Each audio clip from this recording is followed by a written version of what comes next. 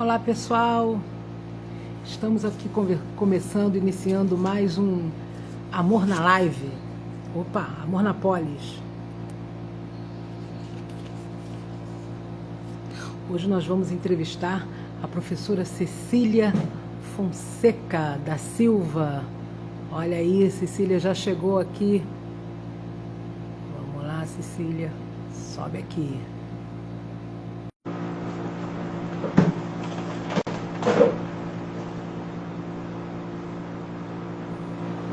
Oi. Okay.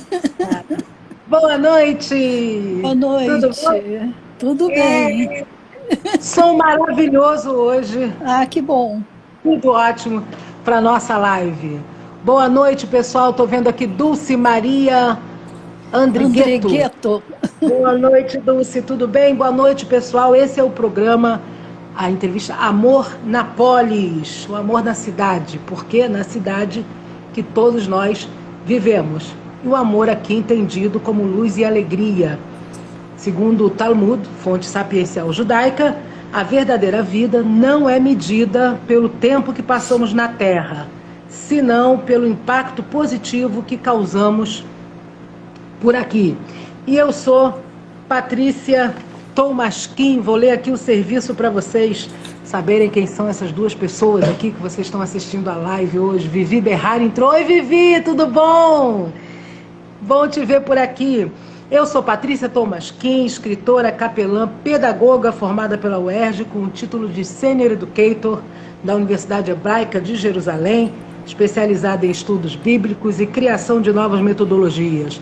Possuo o título de Mulher Cidadã Fluminense Leolinda de Figueiredo Daltro, da Comissão de Defesa dos Direitos da Mulher da ALERJ, Assembleia Legislativa do Estado do Rio de Janeiro, e sou atualmente diretora de Educação da AJKB, Associação Janusz Korczak Brasil, e membro do Comitê Religare, presidente do Avodá Brasil e conselheira do Instituto Amaivos. E hoje entrevisto aqui a querida... Oi, Estela, querida, tudo bom? Olha quanta gente linda por aqui hoje. E hoje entrevisto aqui a nossa queridíssima professora Cecília Fonseca da Silva. Cecília é licenciada em Letras Neolatinas pela UERJ também, somos colegas de universidade, hein?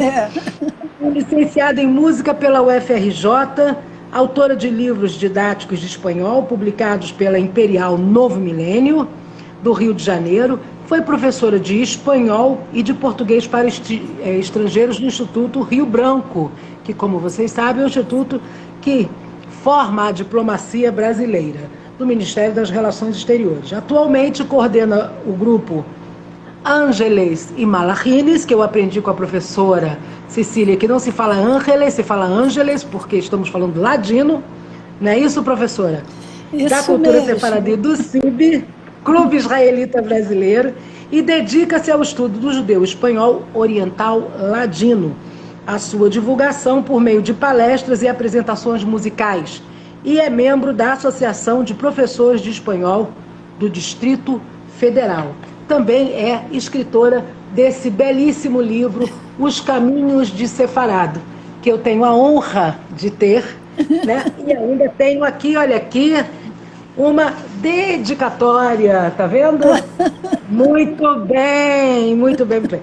Então, Cecília, querida, muitíssimo obrigada. Oi, Augusto, muitíssimo obrigada pela sua presença, por você ter aceitado o convite da Amaivos, através da minha pessoa, o meu convite para você participar aqui da nossa live. Para quem não sabe, a Amaivos, a Contém Amor, foi a primeira ONG totalmente digital do país, e ela surgiu nos anos 2000, quando ninguém pensava nessa loucura que é o mundo virtual hoje em dia, de fazer lives, etc., e atendimento virtual, e a Amaivos já fazia isso.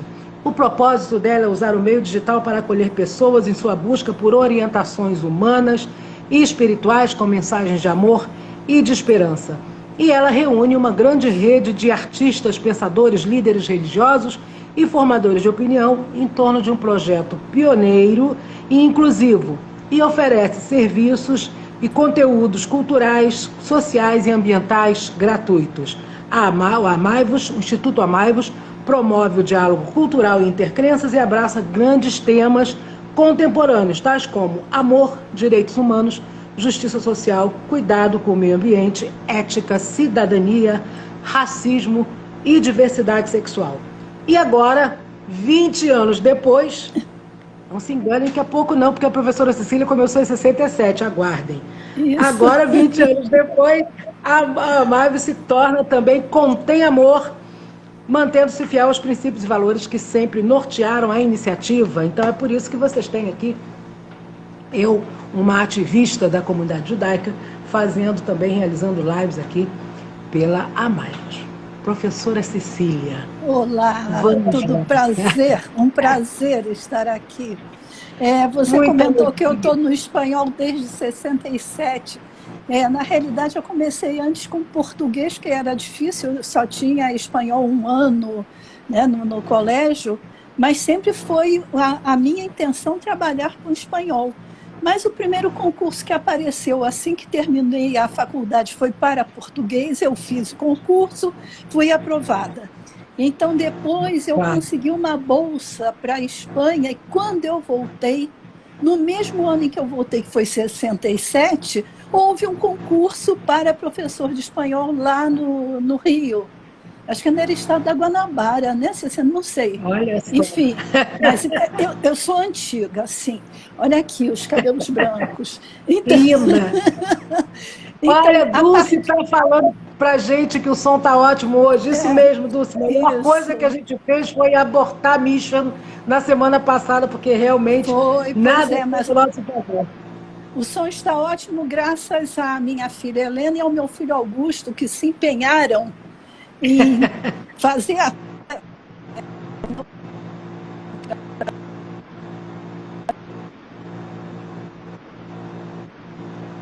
Em 67 é que eu comecei a trabalhar com espanhol no Rio de Janeiro e depois... Sim. Então, nós... Eu estou em Brasília atualmente. Verdade, Augusto, a pandemia me pegou aqui em Brasília. E minha família minha família meus filhos, né, estão aqui em Brasília, então fiquei por aqui bem melhor, né, em lugar de ir para o Rio. Mas, muito obrigada, Augusto. E como é o nome da sua filha? Helena? Não. Helena e Augusto. Muito obrigado, coraçõezinhos para vocês, que a nossa live hoje está bombando. Conta para mim, o nome da nossa entrevista é Fui à Espanha buscar o meu chapéu, porque enquanto a gente conversava, nós nos lembramos dessa musiquinha, né? Fui à Espanha buscar o meu chapéu, azul e branco, daquele céu. Olha, palma. Então conta pra gente o que você foi fazer na Espanha em 1991. Exatamente, porque eu já estava, além de dar aula, quando viemos para Brasília, eu já fui dar aula no Instituto de Cultura Hispânica, que atualmente é o Instituto Cervantes. Também fiz concurso também para Centro de Línguas do Distrito Federal, também para espanhol. Então, caí em cheio no espanhol. E em 91, eu fui à Espanha buscar o meu chapéu e fui para fazer o que nós, professores, chamamos de imersão total. Fiquei em casa de família, só falava espanhol, os outros colegas do curso também eram todos estrangeiros, e curiosamente tinha um rapaz brasileiro que logo no primeiro dia, quando percebeu que eu era brasileira, veio falar comigo, pedir pelo amor de Deus, falar só em espanhol comigo. Então foi realmente uma imersão total. Então, hoje em dia chama intercâmbio, né? Intercâmbio, né? Quando você fica na casa das pessoas. Exato, quando fica na casa. Pois é. E eu fiquei, engraçado, que eu fiquei na casa de uma senhora chamada Cecília. Olha a coincidência, né? Então, uma homônima. Cecília é uma homônima. Então, certo dia, lá no curso, um dos professores nos levou para visitar a Rádio e Televisão Espanhola, né? Uma redação de um jornal em Madrid. E lá estavam vendendo uns cadernos sobre história e literatura espanhola. Eu achei interessante, comprei. Quando cheguei em casa, que eu fui olhar todos, é que eu vi que um dos cadernos se chamava Los Sefardíes. E comecei a ler e fiquei assim maravilhada, porque fiquei imaginando, foram expulsos no século XV e até agora falam a língua e amam a Espanha. Então comecei a estudar sobre isso. Nesse ano de 1492, 1991, a Espanha estava se preparando para comemorar os 500 anos do descobrimento da América.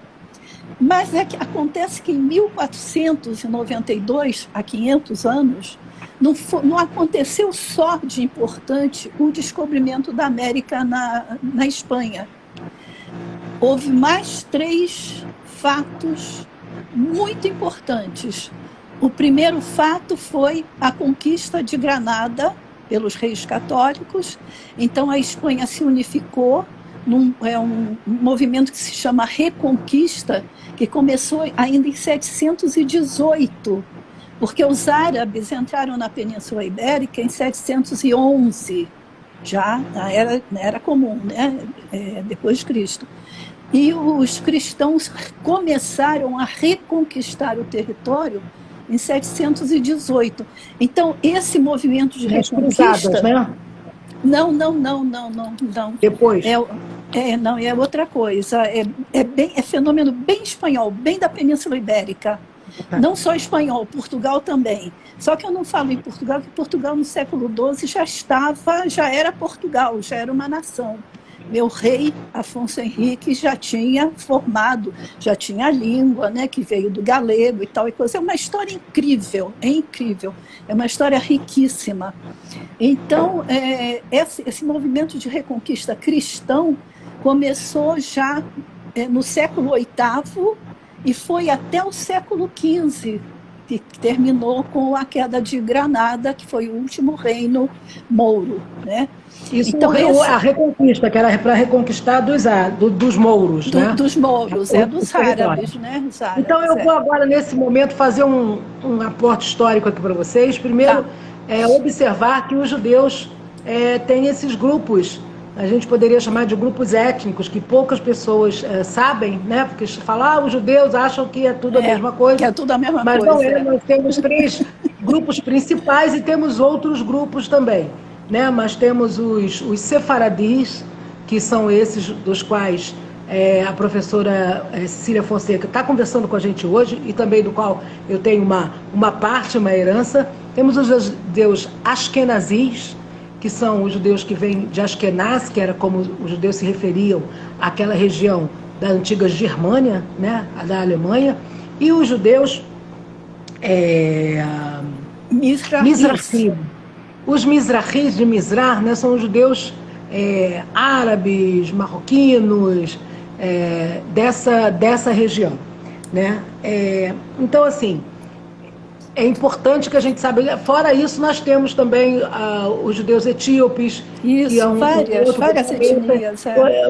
Curdos, etc. Enfim, a gente tem várias etnias, mas essas são as principais que criaram uma cultura judaica própria, com um idioma próprio. Então a gente tem o Ashkenazi, que fala o Yiddish, né? E a grande polêmica é o gefilte fish, doce ou salgado, dependendo da região que você veio, que é um bolinho de peixe específico. Tem os judeus sefaradis, né, da Península Ibérica e aquela região ali do entorno, enfim. Então a gente disputa aí qual a comida, a sambuça, que tem mais outras tantas. Nossa, e na Páscoa judaica a nossa comida é mais gostosa, a comida sefaradí é mais gostosa que a ashkenazi. Sim. E os judeus que falam ladino, e os judeus mizrahi que falam a raquitia. Não, árabe. Mizrahi fala árabe. Não, fala árabe e fala raquitia. Não, a raquitia são os sefaradis que falam. Os sefaradis do norte da África. Então, vamos botar em ordem. Não vou dar aula aqui não, quem vai dar aula aqui é a professora Cecília. Mas, enfim, falam então, árabe. Como a Patrícia mas eu estou falando dos idiomas, lembrando, estou falando dos idiomas específicos que produziram uma cultura judaica forte, arraigada. Com literatura, literatura, música, isso. A gastronomia. Uma cultura gastronômica, enfim. Isso. Então, em 31 de março de 1492, os judeus, 500 anos antes da professora Cecília ir lá para a Espanha, os judeus foram expulsos no conhecido decreto de Alhambra, também conhecido como Édito de Granada, ou Édito da Expulsão. O édito foi promulgado, eu estudei para fazer essa live com a professora. O édito foi promulgado pelos reis católicos Isabel I de Castela e Fernando II de Aragão, ordenando a expulsão dos judeus praticantes das coroas de Castela e Aragão. O édito foi um decreto de expulsão sumária dos judeus da Espanha e que tornou o judaísmo ilegal nos seus territórios e domínios, porque era muito maior do que só a Península Ibérica, né? Então, os judeus, a partir do dia 31 de março de 1492, tiveram 4 meses para escolher, olha a perversidade da história, para escolher entre o exílio ou o batismo forçado, obviamente o batismo ao cristianismo. A conversão. Esses judeus, habitantes expulsos da Península Ibérica, são chamados judeus sefaradis, porque Sefarad era como eles chamavam a Península Ibérica, aquela região, a grosso modo. Sefaradi é um judeu ibérico, portanto, e a língua que os judeus sefaradis falavam é o judeu espanhol ou o ladino. O ladino é uma língua próxima do castelhano antigo e inclui numerosas aportações a outras línguas que os sefaradis tinham contato. Hebraico, turco, grego e outras línguas. E a professora Cecília sabe tudo isso. Estima-se que ainda seja falado por cerca de 150 mil indivíduos de comunidades sefarditas em Israel, nos Balcãs, no Oriente Médio, no norte do Marrocos e aqui, obviamente, no Brasil também. Professora, a live é toda sua. Explica pra gente essa história, o que é essa cultura que acabou gerando esse livro maravilhoso chamado Os Caminhos de Sefarad, uma língua e sua história. Eu recomendo, o livro é belíssimo, tá? Muito bem escrito. Ela não me pediu, mas eu estou fazendo um merchan aqui, então comprem o livro, é maravilhoso, é agradável de ler, é uma delícia, viu? E a gente ainda fica um pouquinho mais curto. Professora, tá certo. Toda sua. Então vamos esclarecer bem, não é? O judeu askenaz, então, tem a língua, o Yiddish. O judeu sefaradi tem o ladino, que é os que se dirigiram para o norte ao sair da Espanha, ou foram para Portugal, ou se dirigiram na direção do Império Otomano. Alguns também pararam lá pela Itália, ainda teve uma língua lá na Itália, mas que já é morta, chamada Bagito, que também é de origem castelhana, né? E a raquetia, que é falada pelos judeus sefaradis do norte do Marrocos. Isso. Isso. Então, os mizrahis falam árabe. E no Pará, e no Amazonas. Em toda a Amazônia, né? Tem um movimento cultural, judeus da Amazonas falam raquetia. É interessantíssimo, é de uma riqueza incrível tudo. Bom, então, só recordando, é sempre bom falar que o nome da Península Ibérica para os judeus em hebraico é Sefarad. Por isso, os descendentes dos judeus expulsos, que se diziam espanhóis no exílio, claro, eram espanhóis, eles então são chamados sefaradis, sefarditas ou sefaraditas, tem todos esses nomes, mas os sefaradis preferem serem chamados de sefaradis, ou então sefaradim, que é o plural hebraico, né? Bom, então, além dessa expulsão de 1492, que foi do que ainda eram as Espanhas, porque era o reino de Leão e Castela, que estava com a Isabel de Castela, Isabel I, e Aragão, que era Fernando, né? Fernando. Fernando de Aragão, que também tinha a Catalunha. A Catalunha pertencia a Aragão. A Catalunha nunca foi reino, sempre foi, se chama até Barcelona, se chama lá Ciudad Condal, porque eram condes em Barcelona. E essa é a briga até hoje, porque que de Aragão dizem que os catalães não podem ser livres porque eles nunca foram reino. Eles sempre pertenceram a Aragão. É uma briga que dura desde aquela época, né? Bom, além dessa expulsão de 1492, quando foi em 1497, aí o rei de Portugal, que na época era o Dom Manuel Venturoso, também expulsou os que tinham ido para lá. Por quê? Olha só, como é que se misturava naquela época religião com política, com tudo que fosse. Eram reinos católicos. Então, tem um pessoal querendo voltar para esse período aí hoje em dia, né? Ah, pelo amor de Deus. Então, o Dom Manuel Venturoso precisava se casar quando, né, entrou, virou rei, tinha que se casar, e quis se casar com uma das filhas dos reis católicos, que era Isabel, era o mesmo nome da mãe. Essa Isabel já tinha sido casada, era tudo novinho, né? Casava todo mundo muito novinho. Então, ela já tinha sido casada com o filho do rei anterior de Portugal, o Dom João II. Só para ter referência, por que eu gravo bem o Dom João II? Porque foi ele que assinou o Tratado de Tordesilhas, junto com os reis católicos. Então, a responsabilidade então é dele, né? Pois é, ele e os reis católicos. Também foi uma discussão incrível.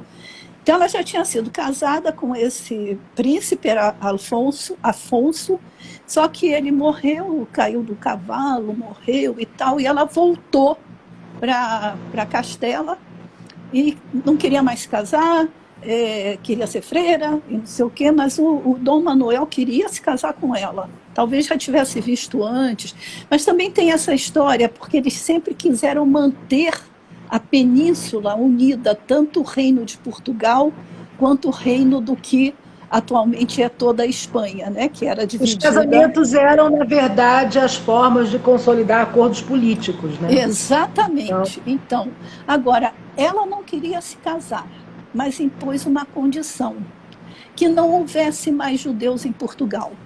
Por isso ele fez o decreto de expulsão de 1497.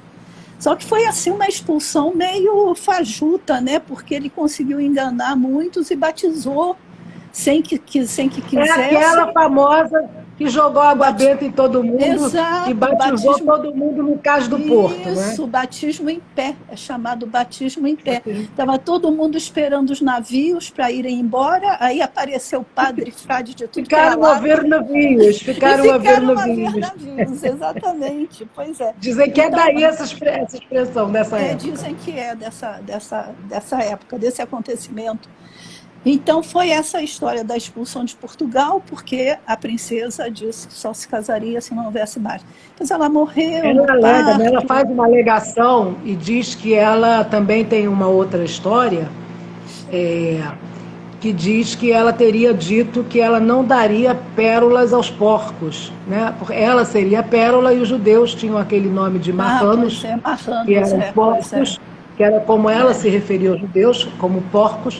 Então, não dariam Castela não daria pérolas aos porcos.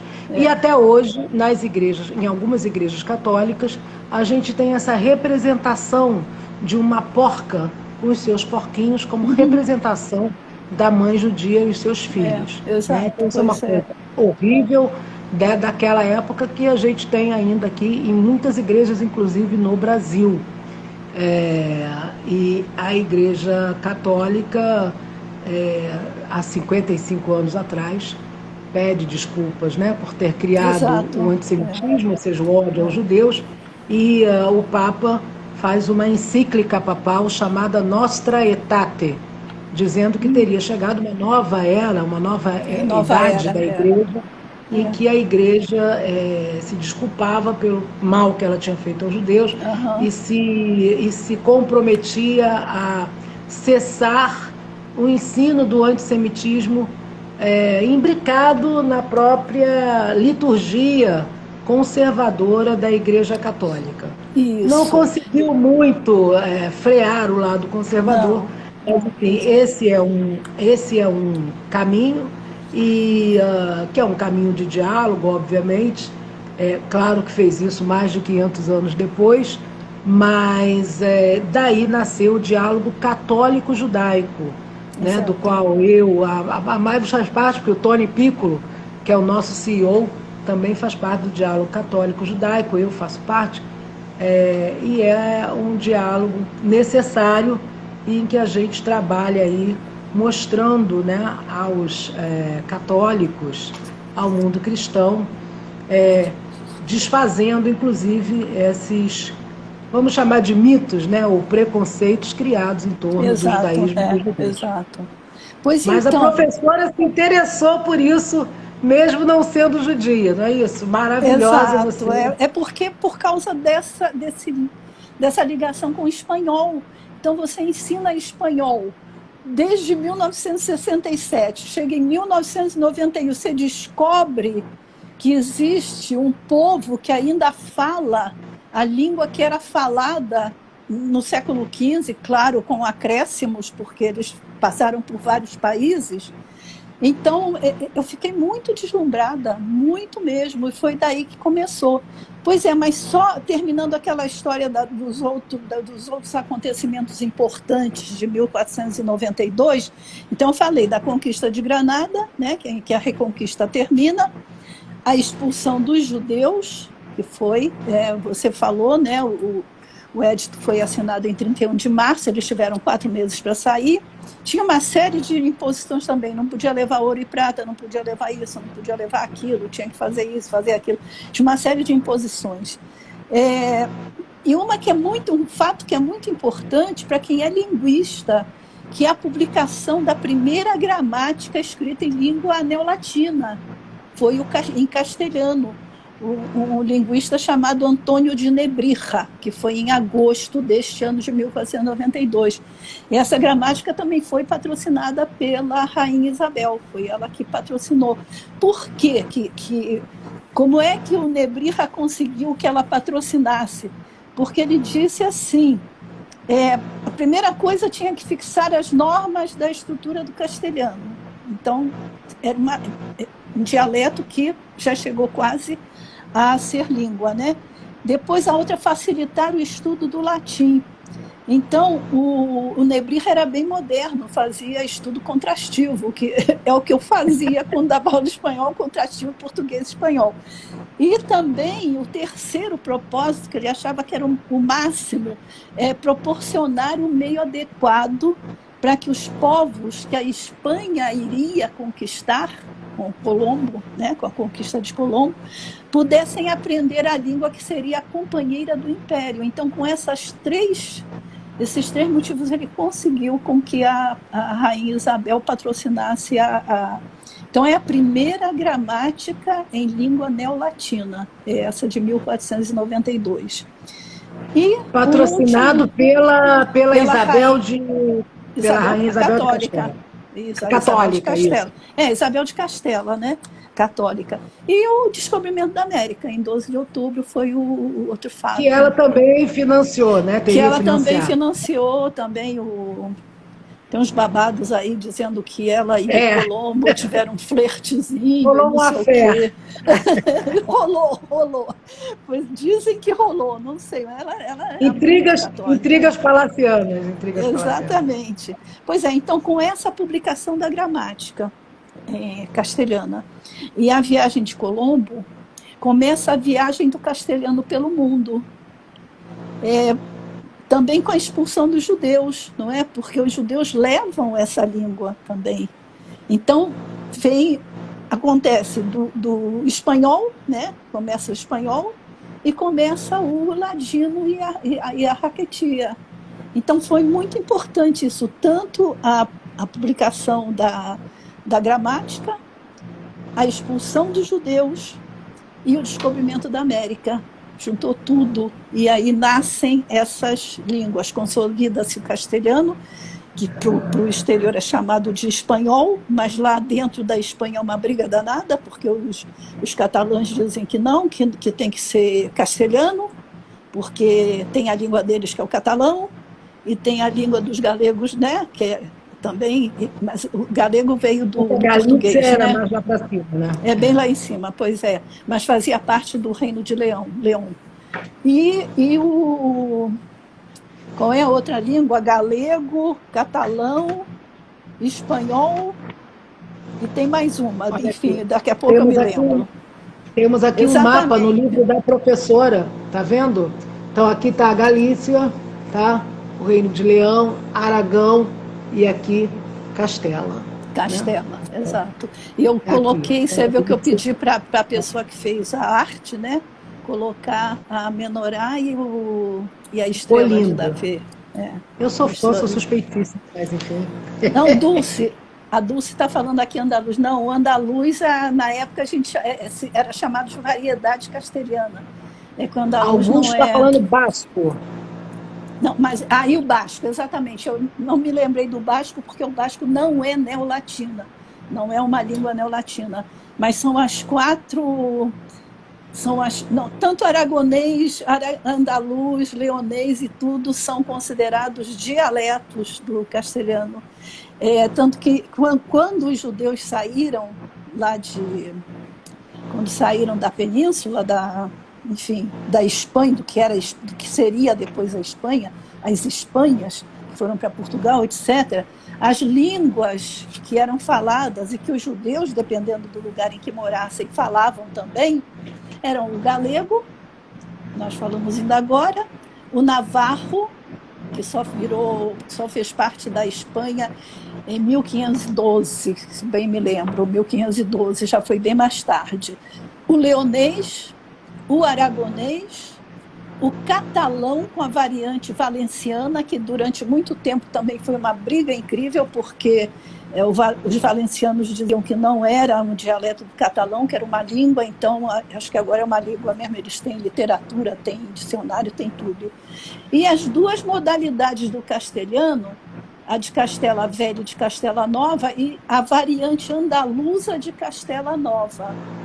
Então, o Miguel Ángel dizendo, minha amiga Cecília sabe muito, eu estudo isso desde 1991, é muito tempo, é de uma riqueza. Cecília, é muito rico isso. Agora, Patrícia, de uma riqueza falando do ponto incrível. de vista específico do Sefaradi, né? Que seria a língua, né? O Sefaradi, esses caminhos do Sefaradi. Então, acho assim, um pouco... tentando resumir um pouco do que você falou, você diz que a expulsão, quer dizer, foi uma expulsão violenta, uma expulsão que os judeus não puderam levar nada, né, deixaram lá suas casas, não podiam levar nem moedas de ouro, nem de prata, eles tinham a moeda de prata. Exato, não podiam levar. Não podiam levar, ou seja, podiam sair com nada, sair com a roupa do corpo, e, enfim, e era isso. Né? Exatamente. Então, mas, por outro lado, mas eles levam também, né, saem levando toda a sua cultura, Isso é que é a grande riqueza, a grande riqueza. Sua tenacidade em permanecer judeus, porque exatamente.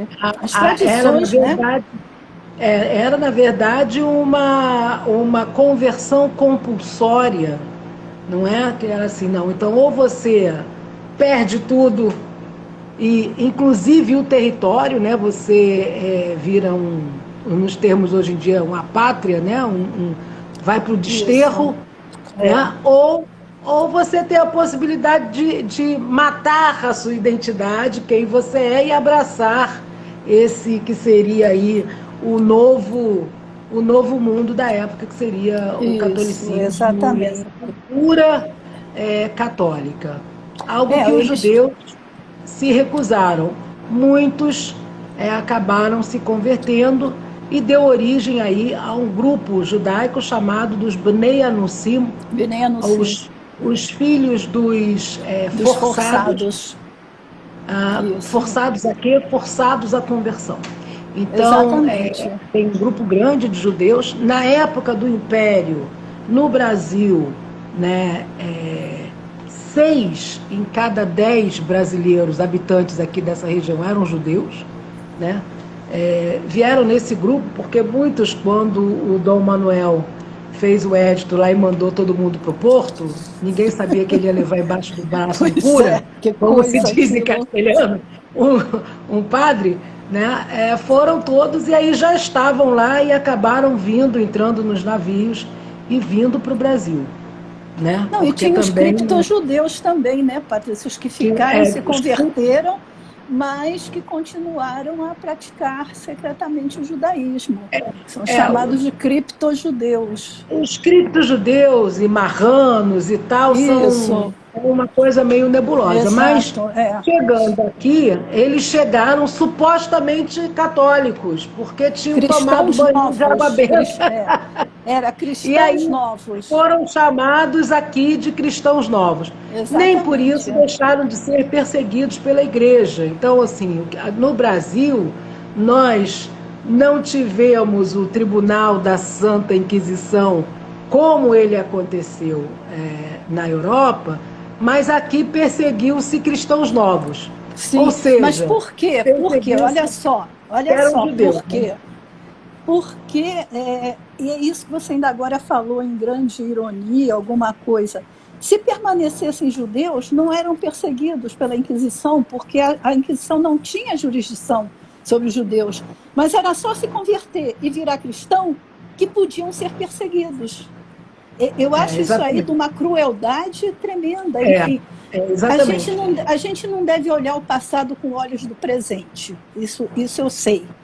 Mas que foi cruel, foi. Né? Então, não se convertia, ia embora e não era perseguido, ou continuava a ser, mas não era tão claramente. Mas era se converter, se transformar em cristão, podia ser perseguido, porque estava sob a jurisdição da Igreja Católica. Da Santa Sé. Da Santa Sé, Tribunal exatamente, da Santa Sé. Tribunal da Santa Sé, que aliás é como se chamou em Portugal, né? Aliás, essa Inquisição, a Inquisição espanhola começou em 1478 e foi até 1834, olha só, do século XV ao século XIX. Em Portugal começou mais tarde, começou em 1536 e também terminou mais cedo, terminou em 1821. Então, foi muito tempo. Aquela história também dos livros, né, que não podiam ser lidos, então eram queimados. Foi muita coisa. Como diz meu filho aqui, muito louco. Meu filho está dizendo aqui, muito louco. Tem várias histórias sobre os livros e como os judeus conseguiram, né? Porque essa proibição de se estudar a Torá, de se estudar o texto bíblico judaico, ela não foi uma invenção castelhana, né? Ela já aconteceu, já tinha muitas expulsões antes. Dentro do Império Romano, aí sim, com os criptojudeus, né? O Império Romano proibindo naquela região lá do que hoje é o Oriente Médio, os judeus de estudar Torá, né? De estudar a Torá, inclusive de usar os símbolos judaicos, de colocar a mezuzá, que é o símbolozinho proteção que a gente coloca na porta, e num nível tal em que eles, o domínio romano, mandou arrancar a porta da casa dos judeus de Jerusalém, daquela região, para ver o que eles estavam, se eles estavam ou não estudando, né? Porque era proibição de estudar Torá. E aí muitos fogem, e a gente tem a história lá de um grande rabino, que é o Rabi Akiva, e outros que vão fugir para a região do norte, que é a Galileia, que tem toda a história de Jesus atrelada lá àquela região. Então, a gente tem também essa perseguição E essa proibição na Inglaterra, foram expulsos da Inglaterra, foram expulsos da França desde o século XIII, tem expulsão. Então, até dizem que muitos dos judeus que estavam na Espanha já tinham vindo da França, expulsos da França. Os judeus de Portugal vão para a Holanda. Exato. E fogem para a Holanda e fundam o judaísmo português na Holanda. Da Holanda vem para o Brasil, para o norte do Brasil, com Maurício de Nassau. Com Maurício de Nassau. Aliás, eu tenho um artigo que saiu agora. Para as Canárias e depois fundam a cidade de Nova York. Ajudam a fundar. Tem lá na estátua da Liberdade. Os pernambucanos têm muito orgulho disso, né? Porque foi o pessoal 23 de Pernambuco. Famílias. Exatamente, 23 famílias. 23 pois famílias, os Pintos e etc., sobrenomes bem portugueses, assim. Exatamente. E são famílias que se mantêm de dias até os dias atuais. Enfim, uma história riquíssima. É riquíssima, é riquíssima. O Elias Salgado publicou agora nessa Cultura Sefarade, a revista que ele sempre lança, né? Quando tem alguma festa, ele lança. Da turma da Raquitia, né? O Elias Salgado, da turma da Raquitia dos judeus amadores. O Elias Salgado é da Raquitia, pois é. Não, mas ele publicou um artigo meu, nesse número agora, sobre o Jorge Amado, porque saiu um artigo de um jornalista lá do Rio dizendo que provavelmente Jorge Amado seria libanês. Mas aí a Paloma, a filha dele, escreve, responde e diz não. Papai dizia que a família que veio com Maurício de Nassau era de sefaradis. Então eu digo, se vieram fugindo, né? Vieram fugindo, então já eram cristãos novos, já eram batizados, já não eram mais chamados judeus, mas eram sefaradis. E aí ela termina o artigo dela, a Paloma Amado, dizendo: papai dizia que tinha muito orgulho de ter cara de árabe, ser judeu sefaradi e ser obá de Xangô. Quer coisa melhor? Que lindo! Não é? Então a família Amado, aliás, a família Amado. Obá são os olhos de Xangô. Né? Bom, é um daqueles grandões lá de Xangô, né? Da Umbanda, não sei, da Umbanda, Então, Candomblé. Isso. Exatamente. Pois é, então Jorge Amado, a família Amado é de judeus, não importa se já sejam cristãos, cripto-judeus, marrano que seja, a família Amado é sefaradi. Se vieram pela Holanda, não se converteram. Não, eles se vieram fugidos, se converteram, porque é o seguinte, ele já dizia que eles eram cristãos novos. Porque o Maurício de Nassau deixou bem livre, né, a questão da religião. Deixou bem livre. Então, quando acabou o domínio holandês lá, que os portugueses venceram e tal, muitos ficaram, mas se dirigiram mais para o norte, né, para aqueles engenhos onde havia judeus declaradamente judeus e outros que não, que eram cristãos novos, mas que eram sefaradis. É a famosa história da Branca Dias, né? Famosa história. Da Branca Dias, isso. Exatamente. E eles queimaram todas as sinagogas, e em cima de cada sinagoga, foram mais de 50, mais 50 com certeza, eles construíram uma igreja. E o Ricardo Piquet, algumas décadas atrás, poucas, ele como secretário de obras do governo de Recife, lá, descobriu o que depois veio a ser a primeira mikve, o primeiro banho ritual, o local de banho ritual judaico da América do Sul, da América Latina, lá em Recife.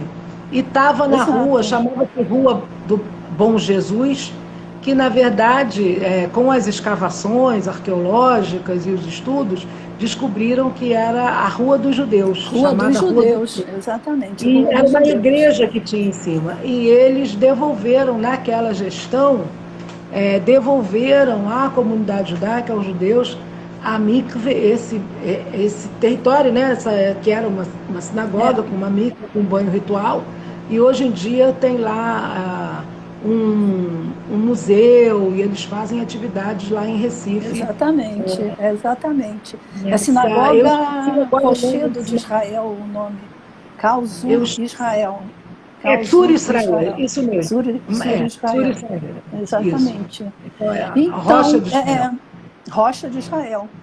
Quer dizer, o que eu acho rico do que você está falando, para a gente retomar, para você falar um pouco mais da sua pesquisa, Cecília, é que você fala desse outro lado, né? Quer dizer, tem uma expulsão, tem uma proibição, agora, ao mesmo tempo, tem uma tenacidade, não se abandonar uma cultura, e também uma capilarização, um espraiamento dessa cultura à medida que eles são obrigados a tomar o mundo. Não é? A ganhar o mundo nesse sentido. Né? Eles estão espalhados pelo mundo inteiro, porque tiveram que ir, ou conseguiram se fixar em algum lugar, e quando não conseguiam, iam embora, numa boa, e saíam e iam procurar outro lugar. E o que torna rico o idioma, né, tanto o ladino, a raquetia também, é que permanece o fundo hispânico acrescido das palavras em hebraico, né, que até hoje todo judeu não diz boa sorte, diz Mazel Tov, né? Não deseja um bom ano novo, não diz bom ano novo, diz, né? Então, com as ramificações das palavras e expressões das línguas por onde eles foram passando ou se fixando. E eu acho muito bonito, tem uma escritora mexicana chamada Angelina Huberman, que chama o ladino de língua florida. Não é a língua florida? A língua florida, né? Quem espalhou, quem deu a conhecer essa expressão aqui no Brasil foi o Nelson Menda. Foi ele que disse a língua florida, né? Ele sempre se referia ao ladino como a língua florida. Patrícia, eu queria falar em 3 pessoas que foram muito importantes para a divulgação da língua sefaradi e do conhecimento dos sefaradis, porque tinha muita gente que nem tinha ideia, né, de que ainda havia judeus que falavam o idioma e que estavam no Império Otomano e não sei o quê. Um deles é um médico e político espanhol chamado Ángel Pulido. Ele é do final do século XIX e início do século XX, que ele estava fazendo uma viagem de barco pelo rio Danúbio e ouviu alguém falando que ele reconheceu como espanhol, mas com uma diferença. Então ele conheceu esse Henrique Bejarano, que era diretor de uma escola judaica de espanhol. E eu estou vendo aqui no meu livro, Bejarano se referiu, o Ángel Pulido ficou impressionado pelo amor com que Bejarano falava de Nuestra querida madre pátria, que era a Espanha. Então ele começou a difundir, o Ángel Pulido, a escrever um livro chamado Espanhóis Sem Pátria, Los Espanhóis Sem Pátria, La Raza Sefardí. E o outro que eu quero falar, que é o Ramón Menéndez Pidal, que foi pioneiro no estudo acadêmico da cultura sefaradi, juntamente com a esposa dele, chamada Maria Goiri, que era uma mulher, assim dizem até que ela era mais vibrante do que o próprio Menéndez Pidal. Eles se casaram, ele ficou apaixonado por ela, engraçado que a família dele queria que ele se casasse com uma herdeira riquíssima, não sei o quê, mas aí ele conheceu essa Maria Goiri e se apaixonou por ela, e os dois então se casaram, e durante, olha só, a programação da Lua de Mel, recolher romances de tradição oral pelo caminho das cidades dos caminhos do Cid Campeador. Olha só, que romântico. Que legal. Bem judaico esse troço, né? Cara, então, ela foi uma mulher na frente do seu tempo. foi batalhadora, ela queria que as mulheres estudassem, porque naquela época, final do século XIX, início do século XX, a mulher era criada para ser dona de casa, não é? Para se casar, para ter filhos e tal, e ela não, ela foi... Ui, saiu meu coisinha daqui. Ela ela era professora, era filóloga, então ela foi uma importante defensora do direito das mulheres, tá? E essa, como era o nome dela? Maria Goyri, Goyri. Maria Goyri, claro, como se casou de Menéndez Pidal, né? Porque a mulher espanhola casando pegava o D para dizer que era daquele homem, né? Então Maria Goyri, Maria Amália Goyri de Menéndez Pidal. E ela foi a segunda pessoa, a segunda mulher que conseguiu fazer curso em universidade. Eu estou falando isso porque nós estamos na semana, né? Aquela semana da mulher, mês da mulher. Aí eu fiquei impressionada com isso, com a Maria Goyri, foi a segunda mulher. A primeira foi a mulher de um pintor, mas foi a primeira que fez a carreira de letras e filosofia, que não estava aberta a mulheres naquela época. Ela conseguiu, mas olha só, para conseguir frequentar as aulas, ela não podia socializar. Ela não podia se sentar junto dos companheiros homens. Ela sentava do lado do professor. Não podia ficar nos corredores, ou ficava tinha que ficar na sala do professor e sair da sala do professor diretamente para a sala de aula. Então, há uma série de coisas... Ela tinha que estar vigiada o tempo todo, né? Exatamente. Então, eu quis falar nela porque... por causa da Semana da Mulher, né? Porque semana Viva! Então, uma mulher acima do seu tempo, na frente do seu tempo. Tá, o que mais que você quer saber? Eu quero saber agora da professora de música e do coral israelita, a Vivi, estava por aqui, a Vivi Berrar, vocês falou do Menda. Exato. Não, esse temos o nosso grupo. Temos o nosso grupo. Ângeles e Malachines de Cultura Sefaradi. Exato. Temos 5 minutinhos de live e eu queria 4, na verdade. Eu queria primeiro que você escolhesse, não sei se um poema ou uma música, eu preferi uma música, que você possa cantar. Por favor, nada de Avraham Avinu, Padre Querido, Padre Bendito, Luz, Israel, nada. Que você goste muito, que te toque, que fale especialmente ao seu coração, que você possa cantar. Que fala ao meu coração é uma copla, porque os gêneros musicais sefaradis são muito ricos, tem três tipos de gênero musical, que são as cantigas, né, as canções e tudo, né, amorosas, etc. Aliás, algumas assim bem apimentadas. Tem os romances, que isso aí era atrás desses romances que o Menéndez Pidal e a Maria Goyri foram atrás na viagem de lua de mel e descobriram que os de língua espanhola também eram mantidos pelos judeus sefaradis já em ladino. E o famoso é aquele Una tarde de verano, passei por la moreria e viu da amor lavando al pie de una fuente fria. Mas a que me toca o coração é uma copla chamada Buena Semana. Nessa copla... O que é uma copla? Uma copla é um tipo de ensinamento. É por meio das coplas que os sefaradis aprendem coisas da religião. Por exemplo, nesse Buena Semana é dado a maneira de viver sefaradi, como deve ser. Eu vou ler. Buena Semana, mos del Dio. Buena Semana, mos del Dio. Buena Semana, mos del Dio. Alegres e sanos. Isso daí que é a grande... do sefaradi, o lema do sefaradi. Se você é sadio e você é alegre, alegre e sano.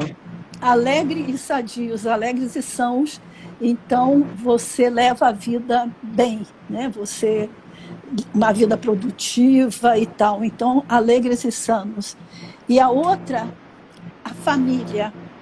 Amizijos bendizer, amizijos bendizer, amizijos bendizer, que me los deixe de ouvir alegres e sanos, né? Bendizer os meus filhos, que eles possam viver alegres e sadios. E também, buena semana mos deu para fadar e circuncir. Fadar para as meninas e circuncir, que é a circuncisão para os homens. Porque é uma tradição sefaradi dar o nome à menina, quando ela, acho que são 7 dias, tem todo um ritual, é toda uma festa. Então é a festa de fadação, festa de fadação ou festa de las 7 candelas. É para Lilith não dominar. Exatamente. Então vem numa bandeja cheia de joias, de doces e tudo, que é para que a vida seja doce e feliz. E a oração diária que diz: Buena semana nos deu para fadar e circuncir, para poner el tefilim, buena semana. Então, isso me toca muito. É pequenininho, mas ensina tudo, né? Ensina tudo. Ser alegre, ser sadio e ser alegre. Bendizer os filhos. Os filhos são a nossa continuação, né? Para fadar e circuncir as cerimônias da menina e do menino, e a oração diária para poner el tefilim. Então, por isso que eu gosto muito dessa copla. É uma copla famosa, que dá até para fazer um bate-papo inteiro de 1 hora, é uma que ensina a cozinhar a berinjela. Porque a berenjena... Agora a berenjena, chegamos ao problema máximo sefaradi. A berenjena é o gefilte fish do sefaradi. Exato, porque exatamente a comida sefaradi é a comida mediterrânea, né? Então, e sabe disso, né, nossa, Vivian faz umas burrecas de andrajos, que é a berenjena machacada, então que é uma delícia, Então, são 7 modos de guisar la berenjena. É uma copla, é a maneira que se achou de ensinar a cozinhar. Dizem que não são só 7, não, são 31 maneiras de guisar. Você sabe essa copla? Canta aí pra gente. Não tenho aqui, é muito grande, são 7, eu tenho a letra completa, aliás, no meu livro aí ela está analisada, no livro eu analiso. Qual é a berenjena, teria que ver onde é que ela está. Peraí. Achei. Está na página 128. Uma copla gastronômica, 7 modos de cozinhar a berinjela. Aí na outra tem 7 modos de guisado, se guisa la berenjena. A primeira que la guisa es la bava de Helena. A primeira é a avó da Helena, minha filha, a sua avó, viu? Ya la hace bocadicos y la mete en una cena. Esta comida la llaman comida de berenjena. Cozinha a berinjela em pedacinhos, né? Depois tem... Aí, engraçado, vocês teriam que ler, porque eu analisei que tem o refrão, que é assim: a mi tío Chelasi, que le agrada beber vino. Con el vino, mucho bien, ele faz um trocadilho com vinho, que é vino, e com o passado do verbo venir, que é veio, vino, né? E aí vai, a segunda, a mulher del chamás, que cavaca a berinjela e enche de ervas, né? A segunda. A terceira é a prima Esther de Chotti, cavaca também e enche de arroz. Esse arroz muito não achei que... deve ter dado origem ao cuvucar, né? Vai cavucando. Cavucar, exatamente. Cavucar. Então aí vai nessa copla, vem toda como se deve fazer em 7 maneiras de fazer a berenjena, que em ladino e também em raquitia, berenjena ou merengena. porque tem essa do B com M. É isso. Olha, Patrícia, você vê, em 1991 que eu comecei, né? Que me apaixonei. E comecei, então, por internet, procurar internet.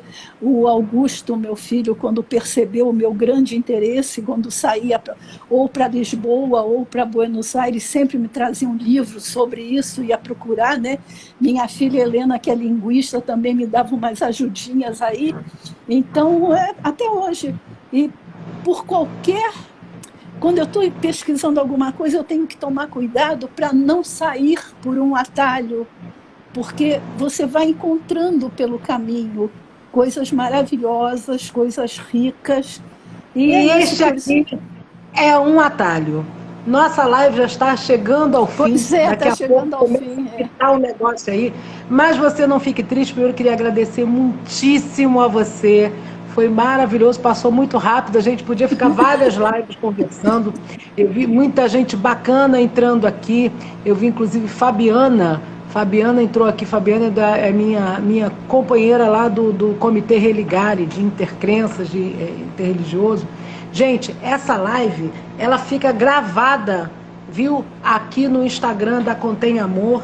Então, vocês podem rever, enfim. Eu vou te mandar o link. Eu estou vendo muitas colegas de espanhol também. Uma gente maravilhosa, muitíssimo obrigada. Então, depois vocês podem pegar, eu vou mandar o link para a professora Cecília, Vivi, Estela, que estava aí com problemas na internet, todo mundo que ficou com a gente. Muito obrigada. Dizendo que você também é uma excelente cozinheira. Chama em ladino na Nicocherá, uma dona de casa exemplar. Nicocheira, quem está falando isso?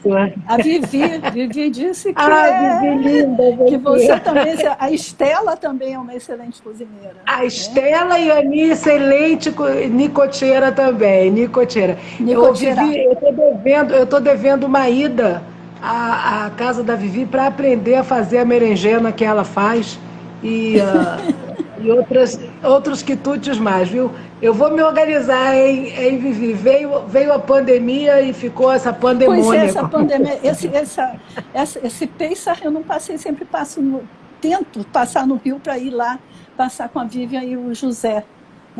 Então, esse ano não deu, infelizmente. Tá complicado. Mas temos aqui as nossas lives, esse mundo maravilhoso que todas nós e todos nós podemos estar juntas.